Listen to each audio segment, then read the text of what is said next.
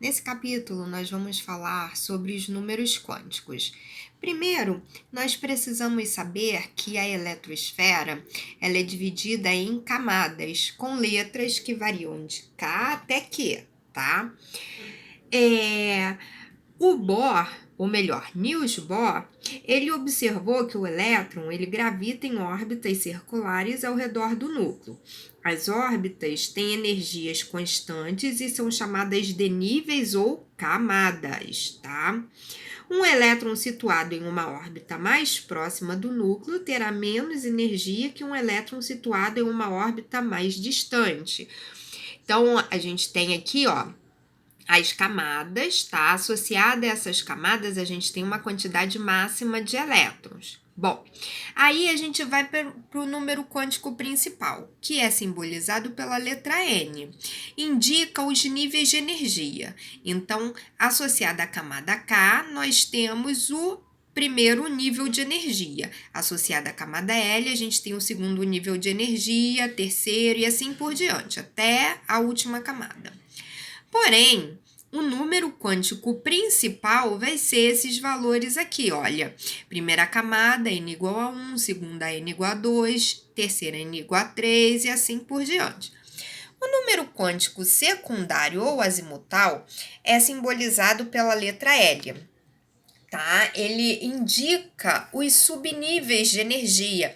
Então a gente sabe que existem 4 subníveis, S, P, D, F. O número quântico secundário, ele vai assumir valores, tá? De 0 até 3 nessa sequência de subníveis. Então, para o subnível S é 0, P1, D2 e F3. Mas a gente não pode esquecer que a quantidade máxima de elétrons nos subníveis é sempre 2, 6, 10 e 14, tá? Então, aí a gente vai para o terceiro número quântico, que é o magnético, que tem como símbolo Ml. Ele indica o valor do orbital em que o elétron se encontra. O orbital ele pode ser simbolizado assim ou com quadradinho, tá? Eu prefiro sempre colocar o quadradinho, que é mais fácil de representar. Então, o orbital é a região que comporta no máximo 2 elétrons. E os elétrons são simbolizados por setas, tá vendo? Que a gente chama essas setinhas de spin. Bom, cada subnível possui determinada quantidade de orbitais. É isso que a gente vai ver agora, ó. O subnível S, ele só vai ter um orbital, ou seja, uma caixinha.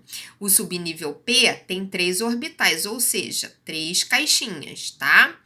O subnível D tem 5 orbitais, então, ó, 5 orbitais. O subnível F tem 7 orbitais. Então, o que a gente observa? Que aqui eu tenho um número 1, né, um orbital, 3, 5 e 7, uma sequência de números ímpares, tá? E esses orbitais, eles assumem valores. E vai ser esse valor aqui que vai indicar o número quântico magnético, simbolizado por Ml. Então, quando eu tenho somente o subnível S, o número quântico magnético vai ser sempre 0. Tá? Se for subnível P, ele pode ter valores que variam de menos 1 até mais 1. Então, a gente põe o 0 no meio, antes do 0 negativo, após o 0 positivo. Mesma coisa aqui no subnível D. 0, negativo antes do 0 e positivo após o 0. Então, varia de menos 2 a mais 2. E o subnível F, com 7 orbitais, a gente coloca o 0 no meio. Antes disso, a gente tem números negativos e após números positivos. Então, varia de menos 3 até mais 3, tá? Então, o que nós vamos ter que fazer? Nós vamos ter que encaixar esses elétrons aqui dentro desses orbitais. O número que parar vai ser o valor do subnível magnético, tá? Mas a gente vai ver isso mais detalhado na próxima aula. O número quântico spin, que é o último número quântico, ele pode ser simbolizado por S ou MS.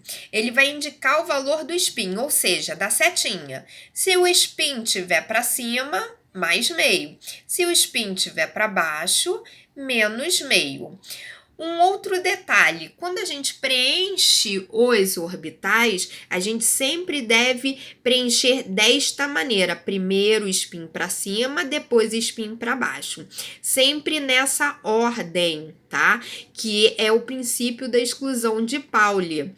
Então, aqui a gente tem 2 elétrons, tá? Representados pelas setas, que são os spins, e esse spin, ele tem que ter posições contrárias, tá certo?